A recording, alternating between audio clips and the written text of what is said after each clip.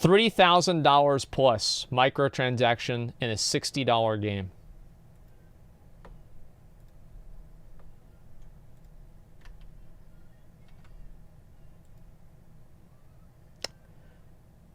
I wonder what game he's talking about.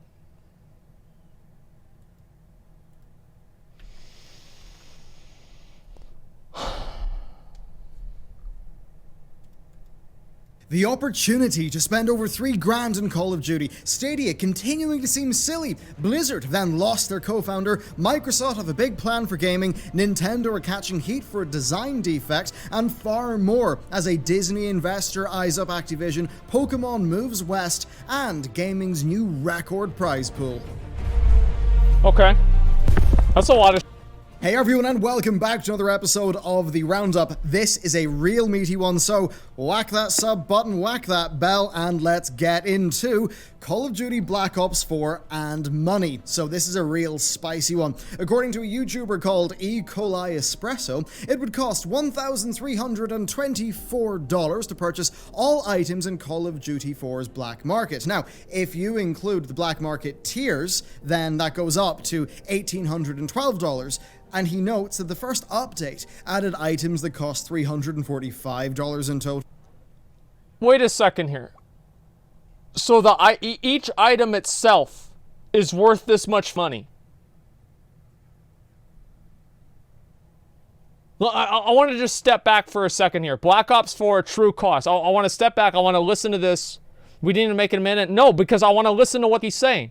YouTuber called E. coli Espresso, it would cost $1,324 to purchase all items in Call of Duty 4's Black Market. Now, if you include the Black Market tiers, then that goes up to $1,812. And he notes that the first update added items that cost $345 in total, and the second one was a bit higher than that, but that each update since then has been smaller, but the updates have came much faster. He also runs some maths on the loot boxes. There are 1,316 items currently available in the reserve system, with you getting 3 items per case. Now, assuming you get no dupes, that won't happen, then the minimum cost would be $675. Add that up with everything else and you're at $2,487. But in the worst case, if you constantly got dupes, even with their system that rerolls every third dupe into a new item, well... Wait, every third dupe? So like the first 2 you're just fucked?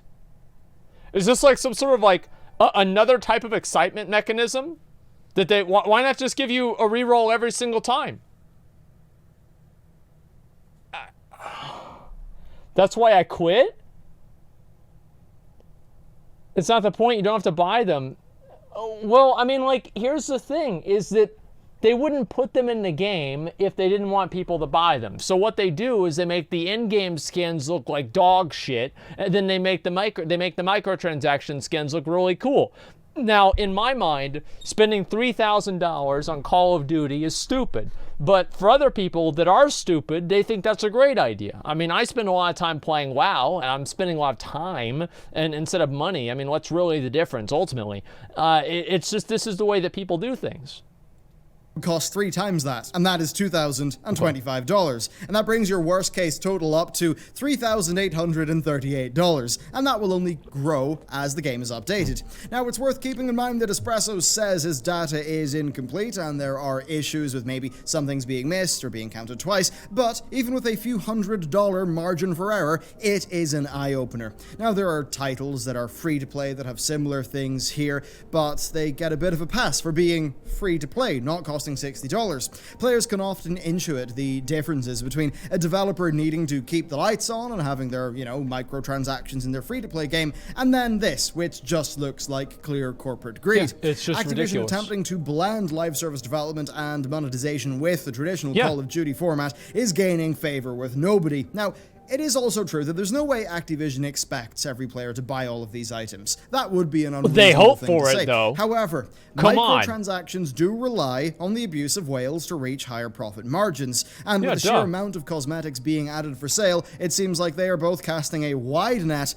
and sharpening their harpoons. Next up, we've got a little slice of Stadia with their product director leaving some questionable statements on an AMA. So first, he was asked what would happen to the games that people own if the service ceased, and he responded in a baffling manner, defending digital and streaming, saying, moving to the cloud is scary. I felt the same way when music was transitioning from files to streaming. I still have all my old CDs in the garage, although it's hard to find a CD player these days. Oh, come on. Smiley face.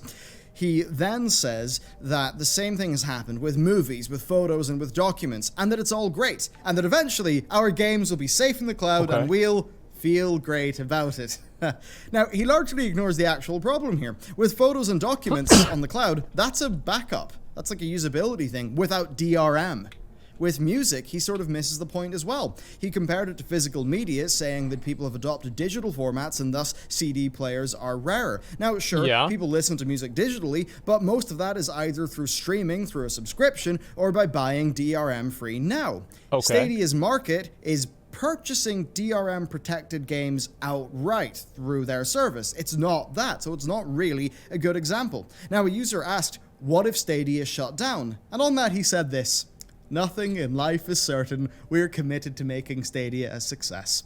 And you know what? I'm sure that's what the other product directors at Google said before their projects ended up in Google's absolutely massive graveyard. Now, I mean, like, but let's be real, okay, guys? Let's be real. That's true. This guy, see, the problem this guy has is he gave an actual answer. See, these people don't want actual answers.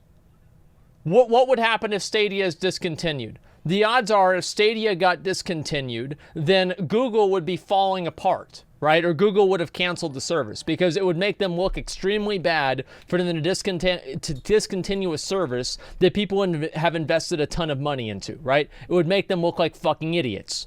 And also it would make a ton of people mad. So yes, if Google falls apart, if the country goes into a civil war, if there's a nuclear holocaust, there's a million different ways that, yeah, of course, nothing in life is certain. And he says this, right? But the problem is that people take that and they extrapolate it to saying, oh, well, if we cancel the project because we're not making enough money off of it for some reason, then you're going to lose all your fucking games. And so that's the issue, right? Is he gave a genuine answer, but he gave it in a way that people were expecting to hear something else. Okay, let's go the rest of this. Now, in his defense, people are quick to attack. Google shuts down services all the time. Yeah, they do, but they don't shut down services that people invested a lot of money into, like Google Hangout, not Google. What was the Google Facebook? What was that thing called? Yeah, I mean, what is that? Google Plus. Yeah, there's no Google Plus anymore, right? But people didn't invest money into Google Plus, so it's a completely different paradigm. Stadia for this, while other games with DRM do suffer similar issues, including your entire Steam library. Although at least with that, Valve have, when they've been asked about it, vaguely claimed that the games will still be available. Not in a legally binding way, but that's what they've said anyway. We can't really get the same from Stadia, given that customers, well, rely on the Stadia hardware to run their Stadia games. Never mind the fact that his response here just brushes the whole thing under the rug. Now, on to the next issue, which is just how much data Stadia can use. So it's going to be limited by data and speed caps by your ISP, especially when it's streaming up to 4K 60 FPS, which will be about 16 gigs an hour. Now, his response to that again was hand-waving, saying that ISPs have adapted in the past, particularly to YouTube, and he expects it all to continue. And to be fair, there's really not much he can say here, as the bandwidth usage is necessary. But that said, it's definitely going to impact their usability in areas with poor internet connections, and it might actually impact Stadia as a business, because a part of their business model is charging $9.99 for 4K 60. So just so I know for a fact, like, Stadia is basically Netflix for games, right? Or Spotify for games, kind of. Is that right? Like, what is the analogy that works? YouTube, yeah, just a second here. No, it's Steam on crack. Wait. So it's just Steam?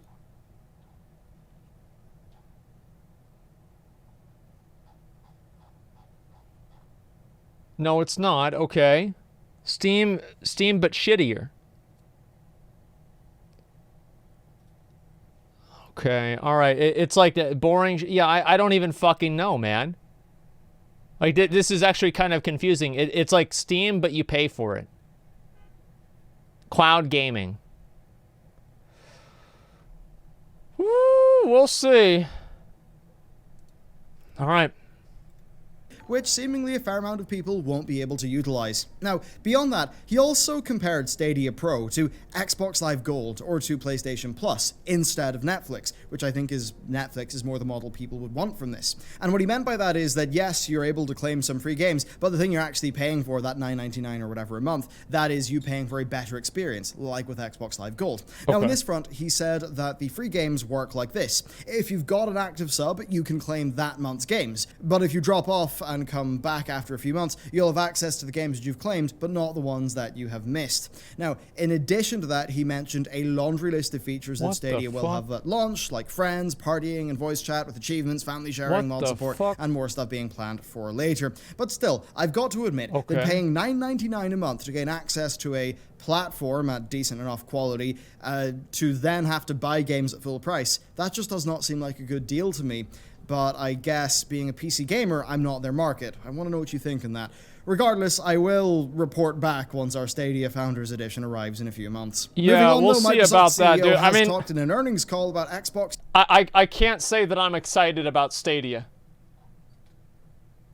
Like, just play the fucking games. Like, you just buy the games on Steam. I think Steam is fine. There's nothing wrong with Steam that I'm thinking to myself, I can't wait until they make this. Now, I understand, you know, Henry Ford said that if you ask people what they'd wanted, they'd say they want faster horses. So maybe Stadia is going to be this amazing thing that's going to make everything better. But my guess is that it's not. I don't think so. You don't need a biffy computer to play them. It's for casuals with shitty computers. I think that processing, like people in general now have better computers, I would say, because it's cheaper to make a good computer. Like back in the day, it was pretty expensive. It costs a lot of money to make a good computer, but nowadays you can make one for like fucking $600. It's cheap as hell. His future with the company. Now, in the financial results, Xbox have taken somewhat of a hit, with hardware revenue being down 48%, gaming revenue in general being down 10%, but they are up 14% on their Xbox Live MAUs, hitting 65 million. Now, software and subscriptions seem to be making quite a bit at the end of the console generation. It's a big part of their revenue. Now, in the earnings call, they said that the gaming market is growing and that because of their business model with Game Pass, their streaming tech, and Xbox Live, they're positioned to do well in that bigger market. And he talks about how their architectural developments are synergistic, basically saying that xCloud is a hero workload on top of Azure, which is kind of like their... Is this them rationalizing why Xbox sucks dick? Like, are we basically listening to that? Like, I'm sorry, but, like, let's just get this out of the way. Okay, all right, here's the thing, right? I said this, like, yesterday. Xbox sucks because it has no good exclusive games. Like, besides Halo, that they ran into the fucking ground, nobody cares about any of the Xbox exclusives. Who gives a fuck? Like, why are you gonna spend... Didn't it cost originally more money than the PS4 too? And nobody was gonna play it, man. Who cares? It's like PlayStation 4. Like, can't you play online for free or some shit? And yeah, I remember the network was down for like a month or 2 months or something like that. But back then, you'd get what you pay for. Not anymore? Oh, they've changed it. Okay, I guess now it's been changed. The last time I did console gaming is back in 2005. And that was the last time anybody should have done console gaming.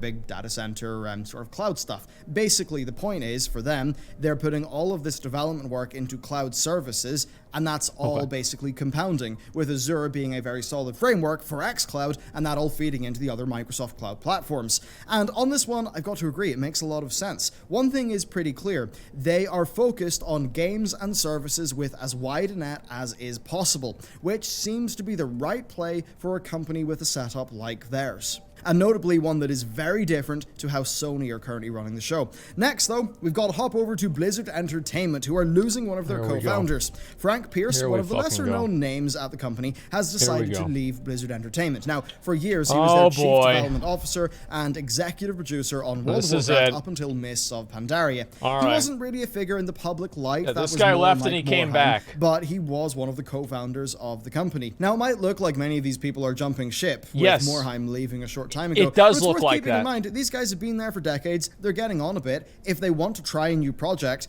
now's the time to do it. They can't really wait another 15 years. And plus, you know, making time for family makes a lot of sense for somebody who's that age and has done really well in their career. But that said, what does it mean for Blizzard? What is the read you could make into it? Well, it's hard to say. You see, here's the thing. Blizzard's underperformance has been the norm for years now, even under Mike Morhaime's leadership. And that's even if it was less them struggling and more that they could have done better with what they had. I mean, just look at the cancelled Diablo 3 expansion, the cancelled StarCraft game, Overwatch's slow development, Overwatch 2's slow development, the cancelled mobile game, Heroes of the Storm, the actual coming out mobile game, that's the best one. Reboot of Diablo 4 and their big PR mess of recent times. Something there does need to change. I do think that. But it's equally right to be suspicious of Activision driving that change, given how they've monetized their other properties and what we've just mentioned with Call of Duty. So overall, we will have to wait with and mobile see games till BlizzCon to see really what Blizzard have planned for the future, but it's worth a little bit of suspicion. Next, let's hop over to Nintendo, who are currently facing a class action lawsuit in the USA because of Joy-Con drift, an issue where, after significant use, Joy-Con sticks are beginning to drift, no longer resetting to the original location, causing unwanted movement. Nintendo will fix. Bro, I've like, Nintendo's had this fucking problem for like 15 years. It's been like 15 fucking years this has been going on. Like, I'm sorry to say, but like, I remember this used to be a fucking thing. I have GameCube controllers behind me that do this today. And those GameCube, I mean, like, yes, the truth is that, yes, those GameCube controllers I've had for over 10 years, but I'm not surprised that they're stopped working. Yeah, planned obsolescence. You guys know about that, right? Planned obsolescence. That's whenever the developers and like the producers of these different types of products plan for them to break at a certain period of time so they can have you ready to buy their next product. That's why whenever you go to the thrift store, you see the same electronics from the 90s and the early 2000s and nothing from after that, because all that shit's broken because it was programmed to break. Them out of warranty, but it will be at the user's cost. Now, the lawsuit claims that Nintendo are acting fraudulently and deceptively, and that they were aware of this defect through their own testing and consumer complaints, but did not make the fact known. Now, this is by far not the first class action lawsuit to hit consoles. In the other generation, the old one, we had Sony, they removed Other OS, that feature from PS3, to combat piracy, and after 8 years, the lawsuit was settled to the tune of $3.75 million, a drop in the bucket. Clearly, though, for this one, they should just do what Apple did. It's a design defect, so just like the recent Apple keyboards, Nintendo should offer a warranty extension program and cover the issue at their own cost, because it shouldn't be happening. Next, though, let's hop over to Quickfire and get some interesting topics out of the way. Okay, despite somewhat stagnant player numbers, Dota has maintained its real strength this year, the dedication of its players. The International 2019, through Valve's crowdfunding efforts, has broken the $30 million mark for its prize pool, making it the largest tournament prize pool in esports I should play history. Dota. No other tournament comes close, except for last year's International, with a pool of $25 million.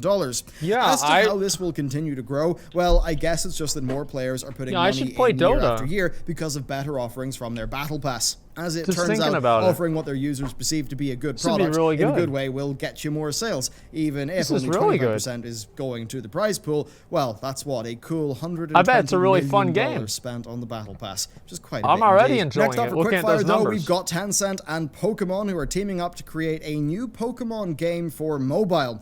The developer involved, Teamy Studio, are responsible for Call of Duty Mobile and Arena of Valor, and they'll be creating this new game. I don't know why they don't make a Pokemon MMO. Like, I really don't fucking know why. You take the old GameCube model, or not Game Boy, a Game Boy model of like the top-down walking around bullshit, right? Like every Super Nintendo game, and you just make that an MMO. That's all you need to fucking do.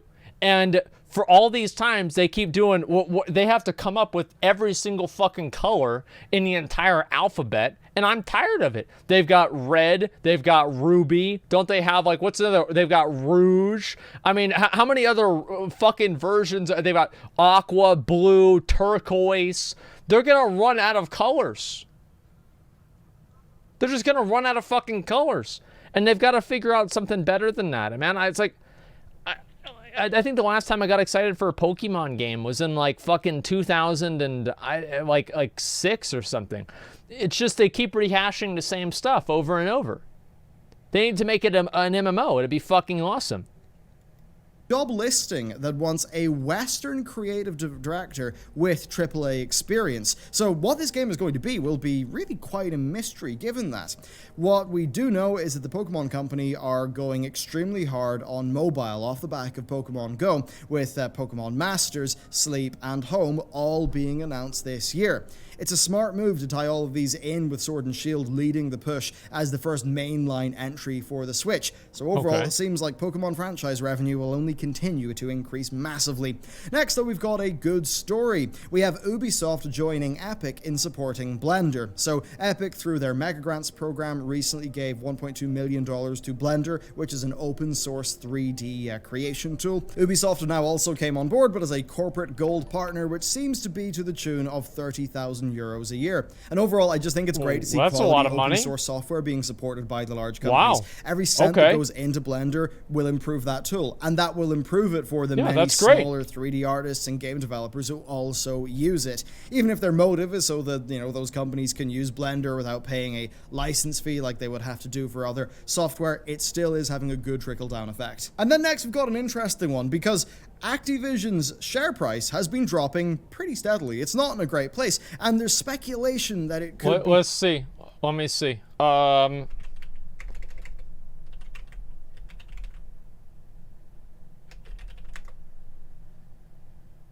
I put Catavision. Never mind. Okay, just a second. All right, let me look here. It doesn't really seem like it's... if you look at it from there, it doesn't look good, but from there, it looks good. It's not as bad as I thought it would be, okay? Let me say that. Taken over. I don't believe it too much, but industry trend, yeah, that's what we talked about before. Who owns both Activision and Disney stock, they think Disney should buy it, and that it would support their goals. This is being widely reported on right now, but I think currently it amounts to, well, not much, just an investor's comment, so there's really no point in going into it unless things were to actually progress a little bit further. That would be great. Can't you guys imagine if we have Disney? We can put Goofy in WoW. We get to have Goofy in WoW. We can have Mickey Mouse in the game. Holy shit, it's going to be great. Yeah, Disney WoW movies, and so you get to have the same fucking stupid-ass plots as the Disney movies that are designed for 6-year-olds, and, then it's about Arthas, and somehow, they do Frozen 2, and instead of Elsa, it's Arthas. Actually, it's a great idea. Fuck yeah. So there you go. That is another episode of The Roundup. Let me know what you think about the topics we have covered today, especially that Black Ops 4 stuff. Is it okay to offer that much in the way of cosmetics, to have such a high potential ticket price? Well, I suppose less ticket price and more massive gift shop after the ride. And also on Stadia, is that up your alley? Is it not? Do you think it's good? Do you think it's bad? What do you think about ownership in a world with things like Stadia, where you don't even own the hardware? I'd love to know. And with that, subscribe, ring that bell, helps me out a lot. Thank you very much for watching this channel, and I will see you next time. Okay. All right, listen. Okay. Sylvanas and Jaina